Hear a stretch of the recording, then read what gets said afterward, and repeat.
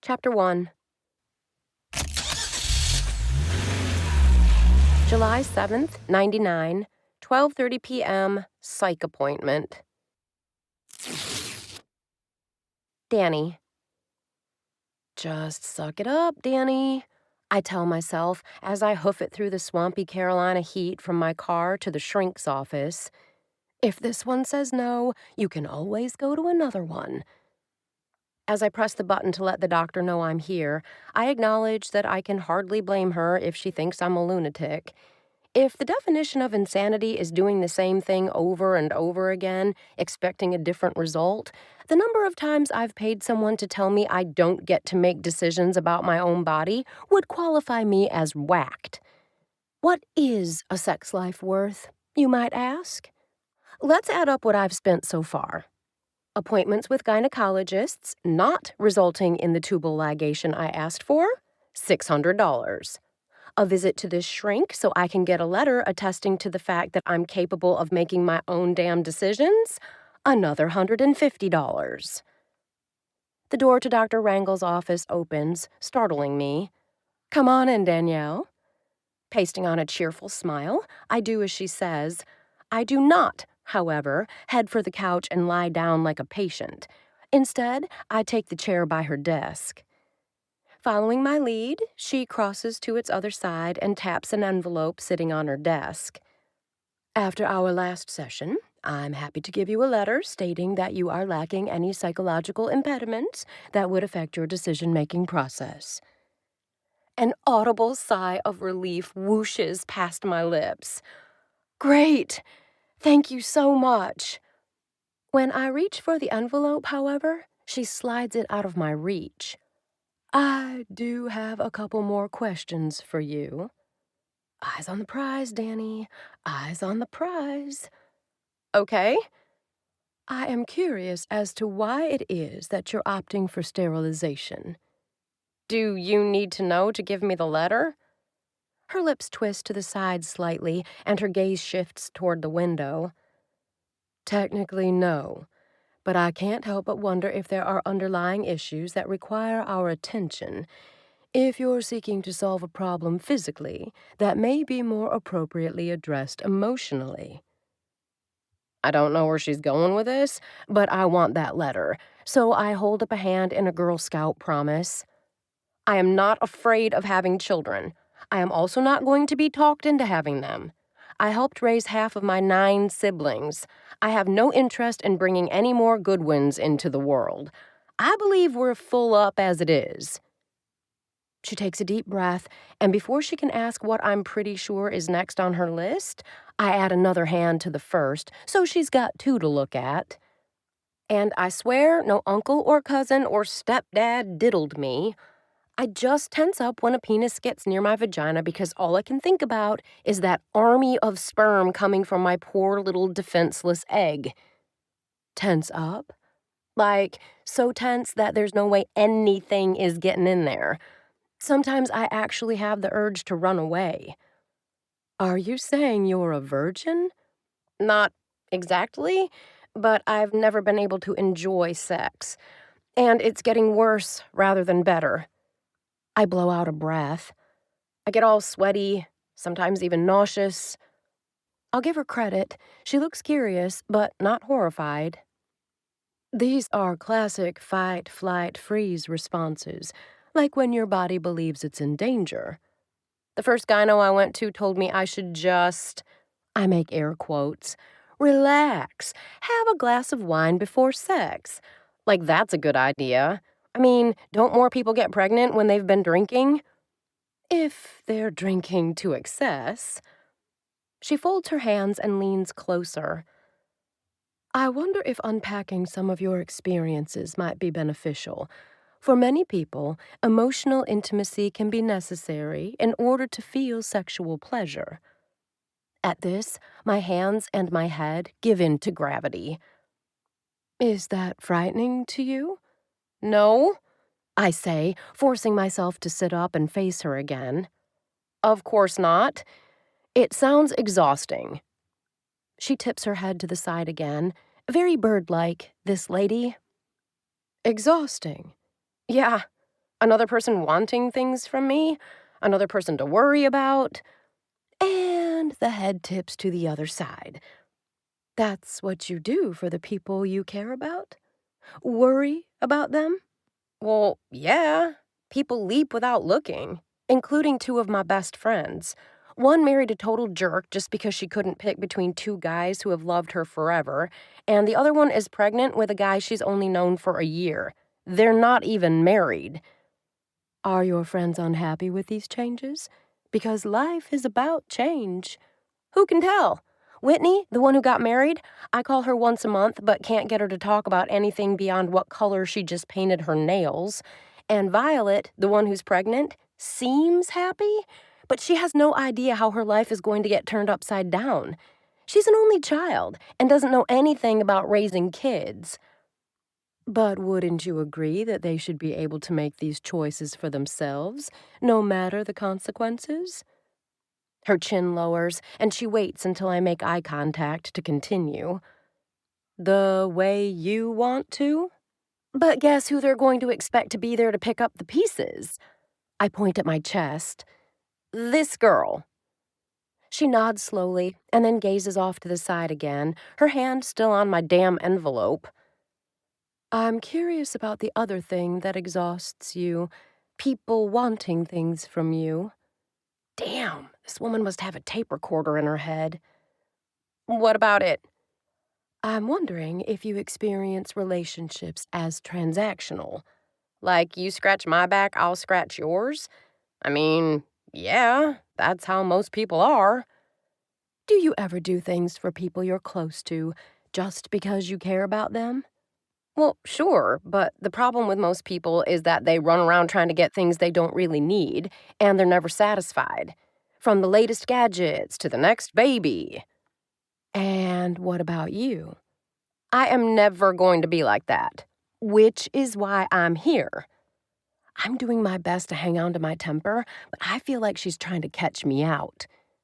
I take care of my own needs, if you know what I mean. But from what I hear, it can also be nice to have someone else make you feel good. Which takes us back to my original premise.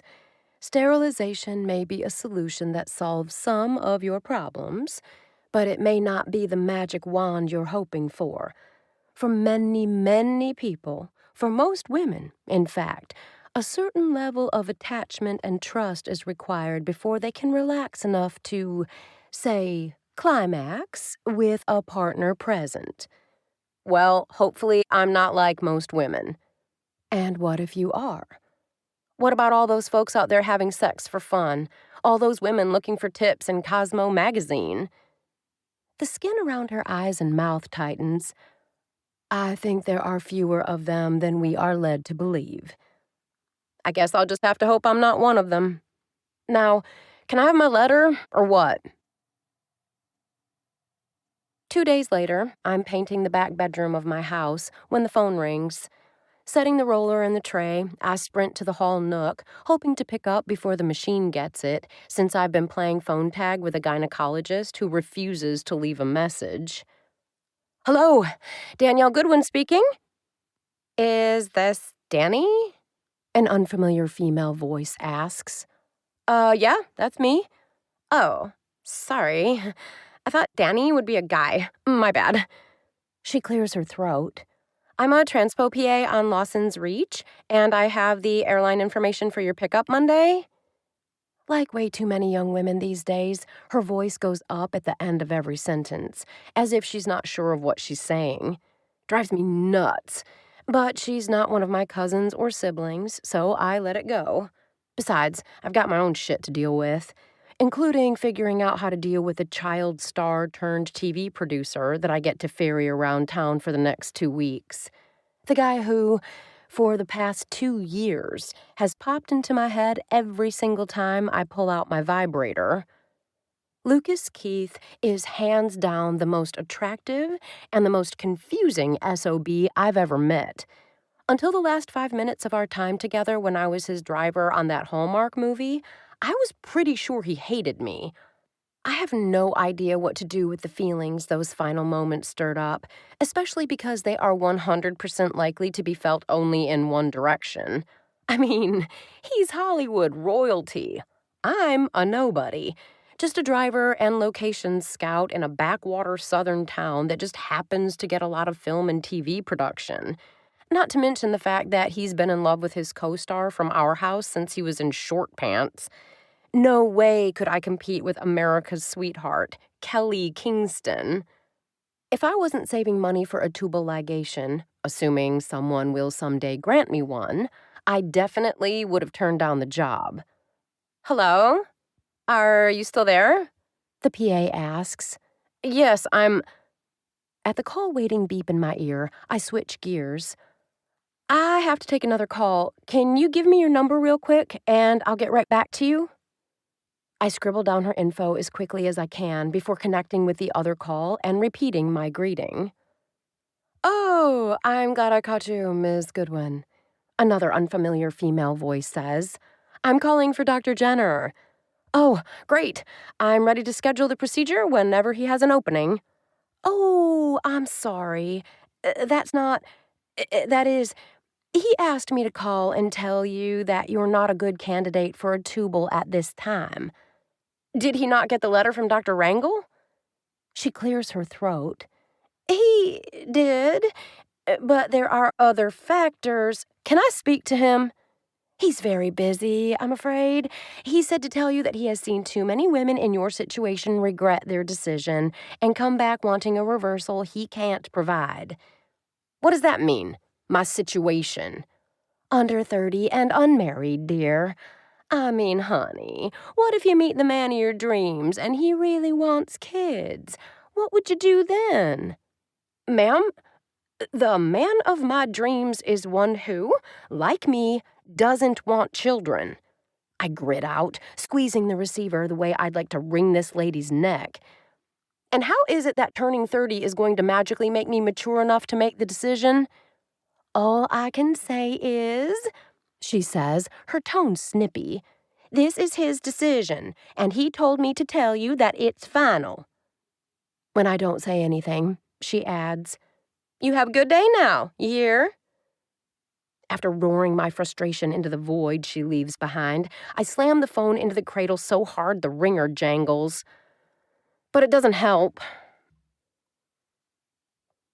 Monday afternoon, when I flick through sticky notes and discover an open slot on the calendar between my last locations appointment for the day and my pickup for Lucas, I consider the best use of my time. My work as a location scout has grown steadily, but not enough to give up my other gigs. Driving Lucas will conflict with the bartending I usually do to fill in the gaps, but it's worth it because the pay is good. The days are equally long. I just spend more of them on my ass than on my feet. For that reason, if I had a bigger window, I'd pick up my dog from my friend Vi's office and take her for a run. Sky spends her days at Vi's office, but I'm in charge of her exercise. When Vi was my roommate, it was easier to co-own a pet. Now that Vi's living with her boyfriend, we're always shuttling her back and forth, like divorced parents. I can squeeze a run in after I drop Lucas at his place, so I swing by my house before going to the airport. As I jog past the kitchen on my way to grab shorts and sneakers, the blinking answering machine taunts me. Could be my mom or a sibling wanting something from me. It could also be a callback from one of the many homeowners I left messages for this morning. I keep moving toward my bedroom. As I gather running gear, it occurs to me that if I had a second phone line, I could separate business from family calls. So I select a bright blue sticky note from the collection on my desk and use it to add a reminder to my color-coded to-do list. As I do so, a note for a gynecologist appointment falls out of my planner. Wadding it into a ball and tossing it in the wastebasket does not change the fact if I were married or even engaged, I could change the doctor's mind. Not that I have any candidates lined up. Honey. My mom's voice is the first up after I push the play button on the machine, her saccharine tone a tell. She wants something. I had an idea I want to talk to you about. There are some new condos going up out near us. Wouldn't it be great if you got out from under that fallen down old house in that awful neighborhood and moved out here? I hate having to worry about you all alone in that place. This is mom speak for I'm spending all my time with my grandbabies and don't want to deal with the two teenagers I still have at home. And since you said no when I asked if they could take the extra bedrooms in your house, I've now decided you should leave the lovely house your aunt left you and move close to me where it'll be easier to offload them onto you. The woman loses interest in her kids the moment they start to talk, which meant I helped raise most of my siblings until I moved in with my great aunt. Even as Aunt Gracie waged a battle with breast cancer, it was easier taking care of her than running after my siblings. My mother's last volley? I'll even help you with the down payment. Then you'll have more money to buy nicer clothes so you can find yourself a man. Think about it, okay? Love you. Yikes. She's on the hunt and serious. Probably sold off another chunk of her family's land and is feeling flush with cash. Hello, Danny girl. The next message begins after a beep from the machine. How you doing, honey? I've got a new contact for the phone tree. A couple finally moved into the old Rogers place. My neighbor Ida's husky tone has the opposite effect of my mother's faux sweetness, and my shoulders relax back into place as I take down the information. My aunt kept a neighborhood call list to organize everything from the yearly block party to casserole brigades, and I've been happy to keep it up. Knowing my neighbors and feeling a part of this community is one of the things I love about living here. My aunt never married or had kids, and she was happier than any of the other women in my family. I have no idea what her sex life was like. She may have been independent, but she was still Southern, and ladies don't talk about that kind of thing. But she never seemed lonely. After putting the sticky note with the new neighbor's contact information on the wall corkboard, I make another note to call Ida back when I get a chance. We're overdue for a visit.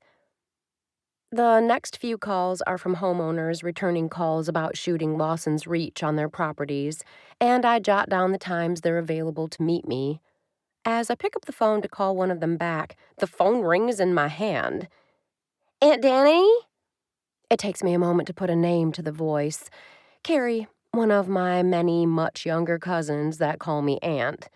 Every one of my mom's sisters is alike. That is, they look sideways at a guy and 9 months later they pop out another baby. What's up, Carrie? I only have a minute or two. I was just wondering if you could lend me some money. I take a deep breath and count to 5 before answering. What for? I need a cell phone. If she were knocked up or in trouble some other way, that'd be one thing. But it's practically my job to say no to this child. No one needs a cell phone in Wallington, sweetheart. But all my friends have one, she says, a whine creeping into her voice. How old are you again? 17. What did your mother say when you asked her? She pauses for a beat before answering. She said to ask you. Said you have plenty of money? I may have a good cushion of savings, but it's because I don't waste my money on frivolous crap. I don't have a cell phone. I haven't even replaced the rotary phone in my hand with a cordless. I put any extra funds in places even I can't get to the money, like an IRA and a healthcare savings account, or into fixing up my aging but beautiful little bungalow in a neighborhood most of the town thinks is dangerous. The outcasts that share it, commonly referred to as the freaks, the blacks, and the gays, are happy to let that reputation lie. Listen, Carrie, I say, forcing a smile. You finish high school, get your associate's degree and a good job, and I'll help you with your first month's rent and deposit on an apartment. But I need a cell phone. I'll even throw in a box of condoms from Costco. But that's my final offer. Bye now. Love you. It's how my family always signs off. But to me, the words have become meaningless.